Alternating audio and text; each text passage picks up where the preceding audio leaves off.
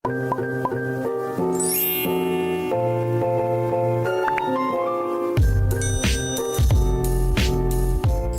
guys, good morning po sa inyong lahat. Punta po muna tayo sa ating tanim na palay guys. Patuloy po tayong magtanggal sa mga damo. Grabing damo sa mga palay namin ngayon guys. Kailangan talaga tanggalan para makabunga ng maayos.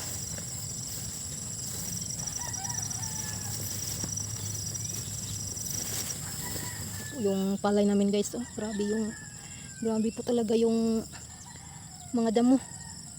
Kung hindi po natin ito tiyagahan, makaani lang po tayo ito ng kunti. Yung banda doon guys, puno ng damo. Dito po yung anuhan na natin, natanggalan na ng mga damo. Ilang araw na po tayong pabalik-balik dito guys. Naman lang din po pag umaga, dito po ako pag umaga, yung wala pang init. Pag init na po, doon na din po tayo sa bahay. Doon na din po tayo maglaba, maglinis. At sa hapon din naman po, balik na naman din po pag hindi na gaano mainit.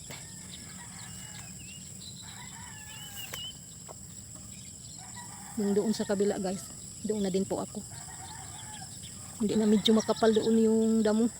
Dito lang po yung makapal. Ito po muna yung uunahin ko. Yan guys, dito muna tayo sa mga tanim naming palay guys. Tanggal muna tayo ng damo. Daming damo yung mga palay natin.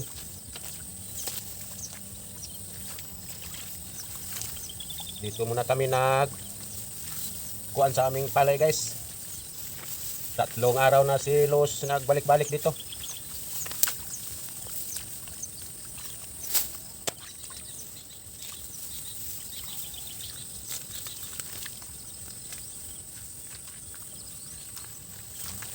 Kailangan nating tanggalan ng damo para maganda yung paglabas sa kaniyang bunga.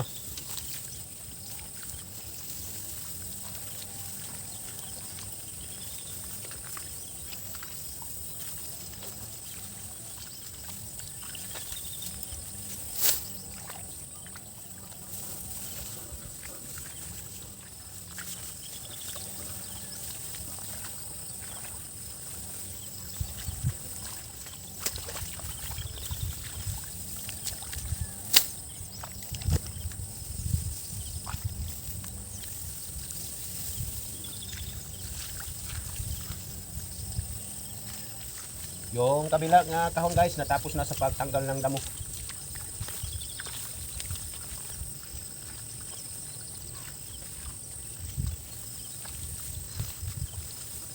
Pagising ni Lo sa umaga, dito na siya sa aming palay nagpunta.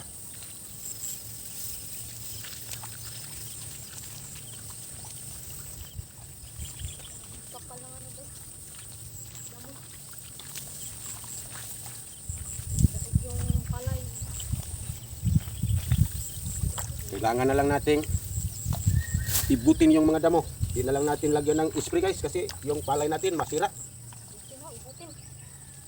Ibutin na lang natin yung mga damo guys.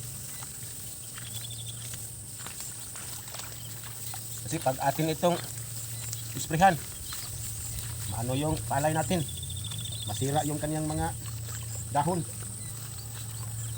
Sagaan na lang natin sa pagbunot ng damo.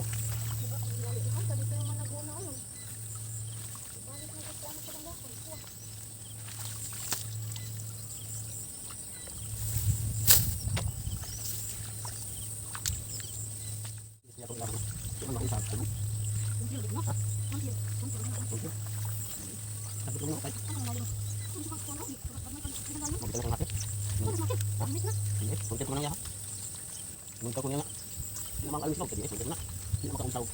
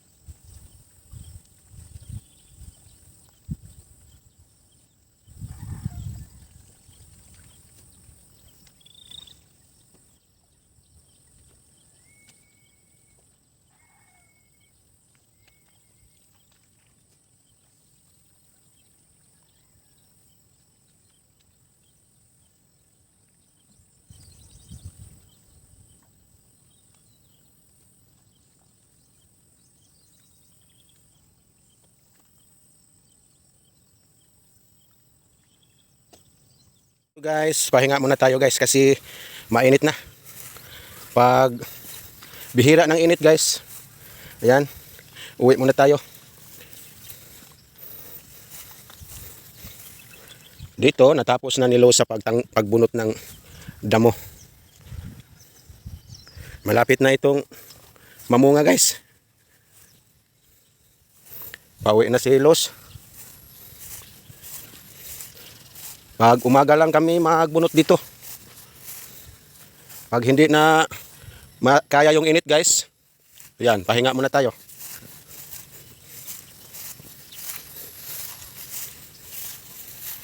Magpastol muna tayo guys sa mga alaga nating kambing. Kailangan silang ipastol pag sumikat ng araw. Yung kaniyang mga anak nandun pa sa hindi pa lumabas sa kanilang kulungan kasi malamig pa.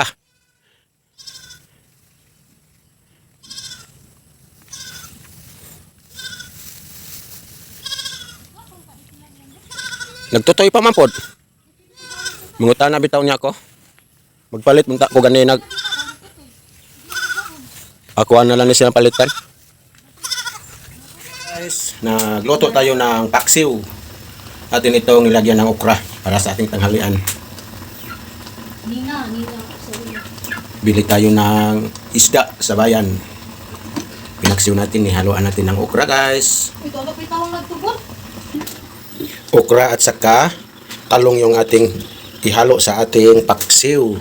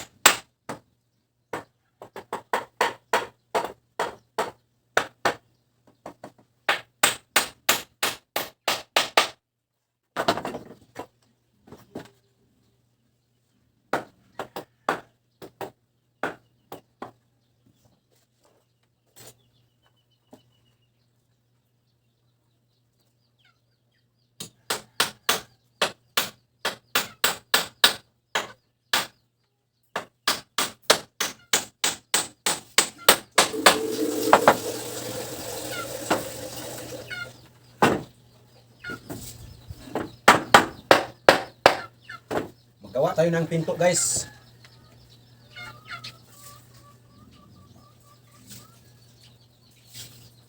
Para sa ating CR. Yung pinto. Kasi yung pinto sa CR natin, doon natin nilagay sa ating budiga.